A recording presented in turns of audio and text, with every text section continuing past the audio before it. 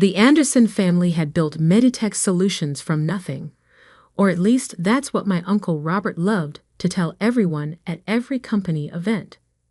Standing at the podium in his perfectly tailored suit, he'd recount how he and my father had started in their garage, two brothers with a dream of revolutionizing medical technology. What he never mentioned was that it was my father, James Anderson, who had been the true innovator, the genius behind the patents that built our empire. And he certainly never mentioned how he'd maneuvered to take control after my father's accident 10 years ago. I'm David Anderson, and this is the story of how I spent 5 years secretly reclaiming my father's legacy, one patent at a time. David, are you even listening? Uncle Robert's voice cut through my thoughts. We were sitting in his corner office, 42 floors above Seattle's bustling tech district. These quarterly reports are unacceptable. R&D costs are through the roof, and we have nothing to show for it. I adjusted my glasses, a gesture that always made him think I was nervous. We're making progress, Uncle Robert. The new neural interface project is a waste of resources, he cut in, tossing the report onto his mahogany desk. The board meeting is next week. I need results, not promises. Or maybe it's time to admit that unlike your father, you didn't inherit the innovation gene. I bit back my response. If he only knew that the neural interface project was already complete, its patents quietly filed under my private holding company, just like the last 3 failed projects he killed. Perhaps you're right, I said, playing my part. Maybe I should focus on something smaller. He leaned back, satisfaction crossing his face. I've been saying that for years. You're not your father, David. The sooner you accept that, the better. I gathered my papers and stood to leave. Through the floor-to-ceiling windows, I could see our company logo glowing against the Seattle skyline. Meditech Solutions, innovating tomorrow's healthcare. Oh, and David? Uncle Robert called as I reached the door. Clean yourself up before the board meeting. That shabby professor look might have worked in R&D, but you're presenting to the board now. Try to look like an Anderson for once. I nodded and left, walking past the portrait of my father that hung in the corridor. James Anderson smiled down at me, frozen in time before the accident that had left him in a coma. Before Uncle Robert had used a crisis to seize control, forcing my mother to sell her shares for a fraction of their worth. I was 17 then, too young to stop it, but not too young to start planning. My office was 20 floors down, smaller, darker, and cluttered with the organized chaos of actual research. Sarah, my assistant, and the only person who knew the truth, was waiting with a stack of documents. He fell for it, she asked, closing the door. I smiled, loosening my intentionally crooked tie. Completely. Has Marcus confirmed the patent office's decision? She handed me a sealed envelope. Came through this morning. All 7 patents approved, backdated to your original filings. The neural interface, the bioelectric mesh, everything. Your uncle has no idea they even exist. And the ownership structure. Triple blind holding companies, just like the others. Even if they trace them, they'll never get through all the layers. She paused, watching me review the documents. David, are you sure about this? Once you reveal everything at the board meeting. I touched the photograph on my desk, my father at me in his lab, both of us grinning over some shared discovery. He tried to erase my father from his own company, Sarah. Used a family tragedy to steal everything we built. And now, he has the nerve to tell me I'm not good enough to be an Anderson? While you've secretly developed more groundbreaking patents in 5 years than the company has in the last 10, she finished. I know. Be careful. Men like your uncle don't lose gracefully. I locked the patents in my safe and turned to my computer, checking the special email account I used to communicate with my father's old friend, Judge William Morrison. The reply I'd been waiting for had finally arrived. Medical proxy transfer approved. You now have full legal authority regarding your father's care. Another piece falling into place. Uncle Robert had arranged for my father's care at a private facility, maintaining control over both his medical decisions and his remaining patents. He'd never expected me to spend years building relationships with the hospital board, documenting every neglectful decision, every missed treatment opportunity. Sarah was still watching me, concern evident in her expression. What are you telling me? The doctors say there's a new treatment, experimental, using technology based on Dad's original research. Research that Uncle Robert buried because it wasn't immediately profitable. I met her gaze. There's a chance it could help him wake up. My God, she whispered. Does your uncle know? He will. At the board meeting, along with everything else. I turned back to the photograph. 10 years ago, he thought he'd won everything. The company, the patents, the Anderson legacy. He thought I was just a scared teenager who'd accept whatever scraps he offered. But you were already planning this, Sarah said softly. Even then. I nodded, remembering that first night after the accident, when I'd found my father's hidden lab notebooks, when I'd discovered the truth about Uncle Robert's involvement in the equipment failure that had put my father in a coma. A scared teenager who spent the next decade becoming exactly what he wanted. The quiet, ineffective nephew who couldn't live up to his father's genius. The perfect cover for building something right under his nose. My phone buzzed. A message from Uncle Robert's secretary. Mr. Anderson requests your preliminary presentation materials by 5 p.m. I smiled, thinking of the presentation I'd actually prepared. Not the watered-down failure he was expecting, but a comprehensive revelation of every patent I'd secretly developed. Every innovation he'd dismissed as impossible. Every piece of evidence proving that I wasn't just my father's son. I was his revenge. Sarah, I said, straightening my purposefully rumpled jacket. I think it's time we stopped playing the part of the incompetent division. Call Marcus at the patent office. Tell him to prepare everything we discussed. Next week's board meeting is going to be educational. She nodded, already reaching for her phone. And your uncle? I looked out at the Seattle skyline, at the company logo my father had designed. Let him enjoy his corner office for a few more days. After all, the best revenge isn't just about winning. It's about letting them see exactly how badly they've lost. The stage was set. The patents were secured. And in 7 days, Uncle Robert would learn that the nephew he dismissed as a failure had been building an arsenal of innovations that would reshape not just the company, but the entire medical technology industry, all while playing the role of the disappointment he created. Sometimes the greatest power lies not in fighting back, but in letting them think they've already won.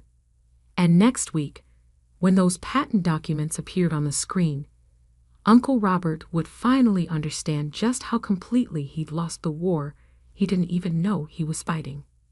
The week before the board meeting passed in a blur of careful preparation. Uncle Robert, confident in his control, had no idea that every dismissive comment, every condescending gesture, was being meticulously documented. Each interaction another nail in the coffin of his carefully constructed lies. Your presentation materials are a joke, he declared, tossing my intentionally flawed preliminary report across his desk. Basic research any first-year intern could produce. Is this really the best you can do?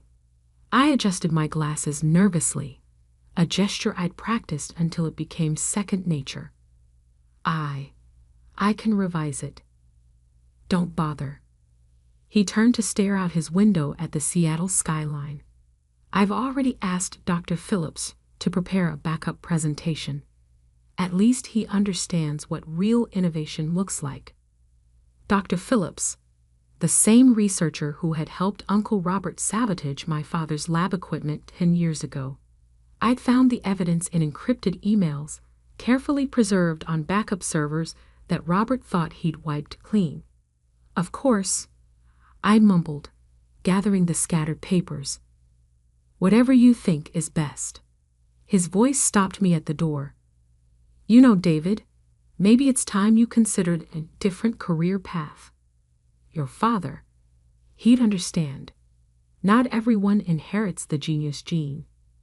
I turned, letting him see exactly what he expected. Defeat, resignation, the familiar shame of a son who couldn't measure up. Maybe you're right. Back in my office, Sarah was waiting with the real presentation materials. Everything's ready, she said, closing the door. Marcus confirmed that all patent registrations are now publicly searchable. The timing will be perfect. I unlocked my safe and pulled out a thick folder labeled Project Legacy. Every innovation I'd developed over the past 5 years, each one building on my father's original research. The neural interface that could revolutionize prosthetic limbs. The bioelectric mesh that could regenerate damaged nerve tissue. And most importantly, the therapeutic protocol that could help patients like my father emerge from long-term comas. The hospital board voted this morning, Sarah continued. They've approved the transfer of your father's care to the new facility. Everything's in place for the treatment to begin next week. I nodded, thinking of the private medical center I'd secretly helped fund, staffed by doctors who'd worked with my father before the accident. Has Uncle Robert noticed any of the preparations? He's too busy damage controlling the Milton contract situation. Sarah smirked. Apparently, their CEO was very upset to learn that their primary contact at Meditech has been developing revolutionary technology for a competing firm. That had been one of my more elegant moves, using a shell company to file patents that would directly compete with Uncle Robert's most lucrative contracts. The resulting stock volatility had the board nervous, making them more receptive to what I was about to reveal. David? Sarah's voice softened. There's something else you should see. She handed me a manila envelope. Inside was a police report from 10 years ago, the official investigation into my father's accident. Most of it I'd seen before, but one detail caught my eye. A witness statement that had been mysteriously deleted from the digital records. Where did you find this? Your father's old secretary finally agreed to talk. She kept a hard copy, afraid of what your uncle might do if he knew. Sarah pointed to a highlighted section. Read this part. The statement described unusual activity in the lab the night before the accident. Someone accessing the equipment after hours, making unauthorized modifications. The witness had reported it to Robert Anderson, who assured her he would handle it personally. The next day, my father was found unconscious in his lab, the victim of an unexplained equipment malfunction. We already knew he was responsible, I said quietly. Yes, but this is proof. Official documentation that he was warned about potential tampering and did nothing. Sarah met my gaze. This isn't just about patents anymore, David. This is criminal negligence at best, attempted murder at worst. I carefully resealed the envelope. Have copies sent to every board member's private email, timed to arrive during my presentation. The next few days passed in careful orchestration. I made sure to appear distracted and unprepared whenever Uncle Robert was watching. I fumbled equipment during demonstrations, stuttered through progress reports, played the part of the failing son so perfectly that he actually began to feel sorry for me. "I've been thinking," he said during our final pre-board meeting. "Maybe we could find you a position in corporate communications, something less technical." "That's very kind," I replied, letting my voice shake slightly. "But I'd like to try presenting my research first. One last time."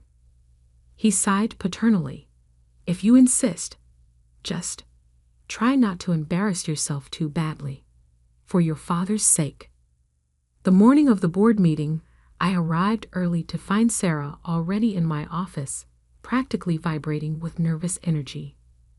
"Marcus called," she reported. "The patent office just published everything.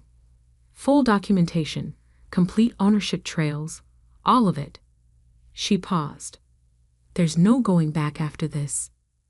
I walked to my window, looking down at the city awakening below. Somewhere out there, in a private medical facility, my father lay waiting for the treatment that could bring him back to us. The treatment his own brother had dismissed as impossible. "Did you know," I said quietly, "that the night before the accident, Dad told me he was planning to remove Uncle Robert from the company? He discovered financial irregularities, unauthorized testing, ethical violations. He was going to present it all at the next board meeting." Sarah's eyes widened. "Just like you're doing today. History repeats itself." I turned back to my desk, beginning to gather the real presentation materials. But this time, the son finishes what the father started. My phone buzzed. Uncle Robert's final message before the meeting. "Try not to waste too much of the board's time. Dr. Phillips' presentation will cover any gaps." I smiled, thinking of the gaps that were about to be revealed in his own carefully constructed facade. The patents he didn't know existed, the witness statement he thought he buried, the evidence of his involvement in my father's accident. "It's time," Sarah said softly. I straightened my tie, no more intentional sloppiness, and picked up my presentation materials. "Uncle Robert wanted me to be a failure," I said. "He spent 10 years convincing everyone that I couldn't live up to my father's legacy. And instead, I surpassed it. Built something bigger than he could imagine." Right under his nose. I headed for the door. Let's go show him exactly what the Anderson genius gene can do. The boardroom awaited, and with it, a reckoning 10 years in the making. Uncle Robert thought he was about to witness my final failure.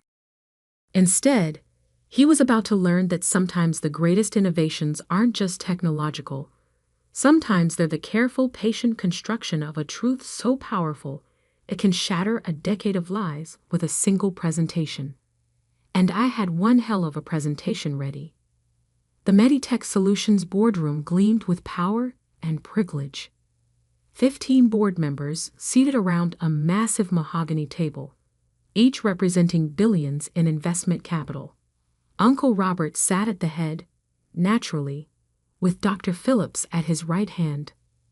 I could see them exchanging confident smiles, already anticipating my humiliation. If only they knew. "Let's begin," Uncle Robert announced, his voice carrying that familiar note of condescension.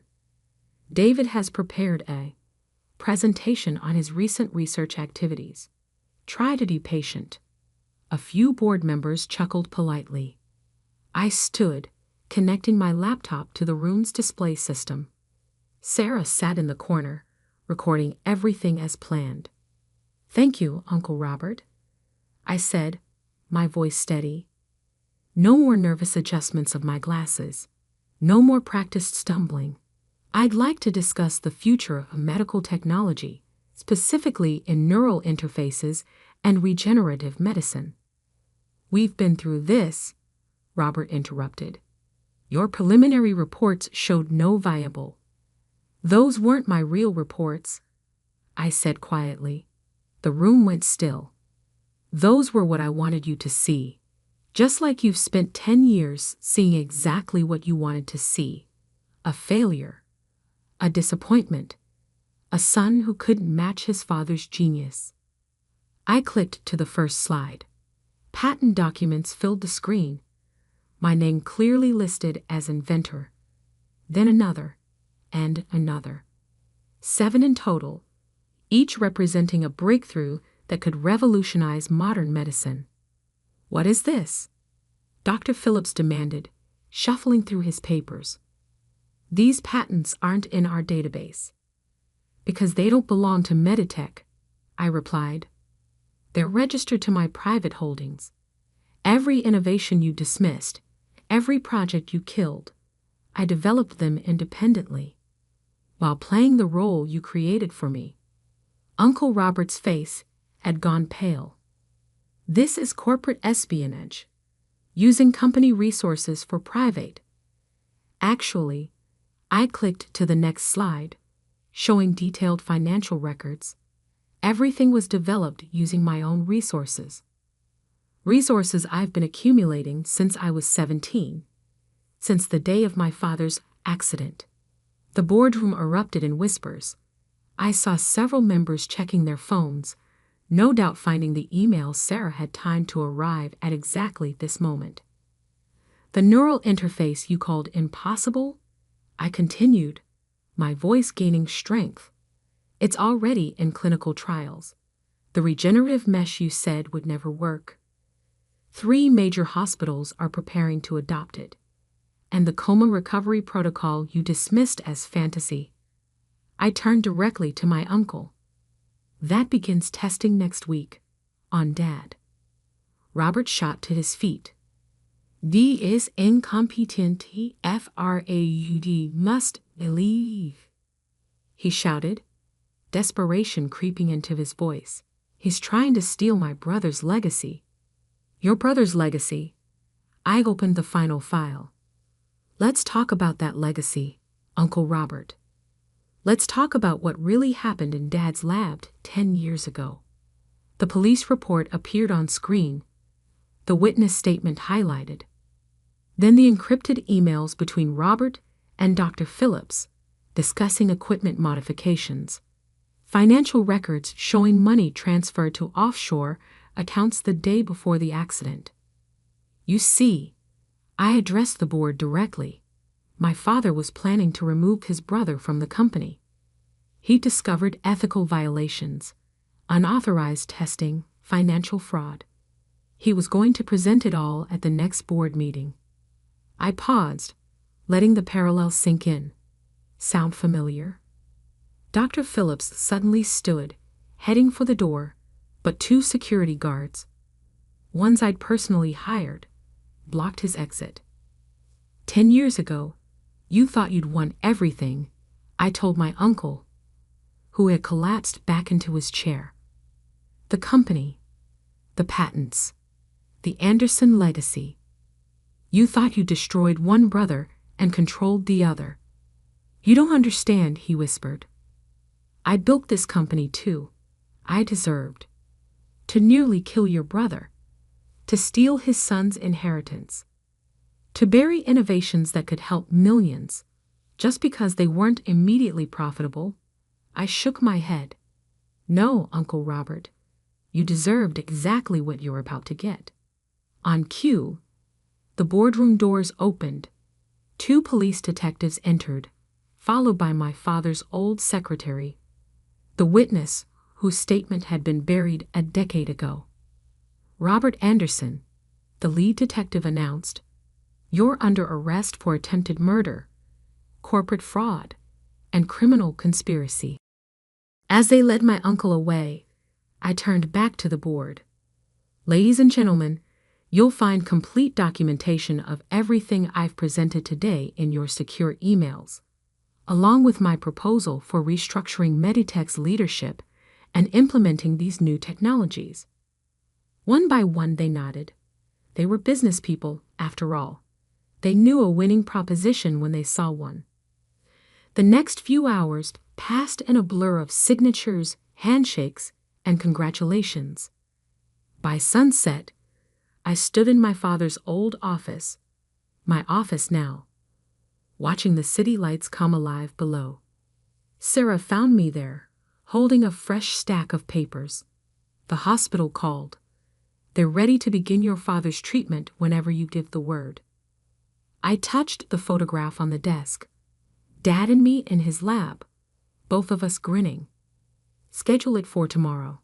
It's time to bring him home. The media's going crazy, she added. Everyone wants to know how the failed son managed to develop 7 groundbreaking patents while pretending to be incompetent. I smiled, thinking of all the roles we play in life. The failed son, the grieving nephew, the secret genius biding his time. Tell them the truth, I said. Tell them I learned from the best. My father taught me that true innovation isn't about appearance or power. It's about patience, dedication, and the quiet certainty that truth eventually prevails. Later that night, I visited Dad in his new medical facility. The doctors were optimistic about the treatment's potential. Even if he didn't fully recover, they expected him to regain consciousness, to finally learn how his son had protected and avenged his legacy. You were right, Dad, I whispered, holding his hand. The Anderson genius didn't skip a generation. It just learned to work in the shadows, waiting for the right moment to step into the light. In the end, the greatest revenge wasn't just reclaiming the patents or exposing Uncle Robert's crimes. It wasn't even about becoming CEO of the company he tried to steal. The greatest revenge was knowing that somewhere in a prison cell, my uncle was finally understanding the truth. He'd spent 10 years mentoring his own destruction, teaching me exactly how to play the role of the failure while building something far greater than he could imagine. And that was the most innovative thing of all, because sometimes the quietest revolutions are the ones that change everything. Sometimes the greatest power lies not in what you show the world, but in what you keep hidden until exactly the right moment. Just ask Uncle Robert. He has plenty of time to think about it now. As for me, I have a company to run, technologies to develop, and most importantly, a father to help heal. After all, that's the true Anderson legacy, not power or patents or profit, but the relentless pursuit of innovations that can make the world better. One quiet revolution at a time.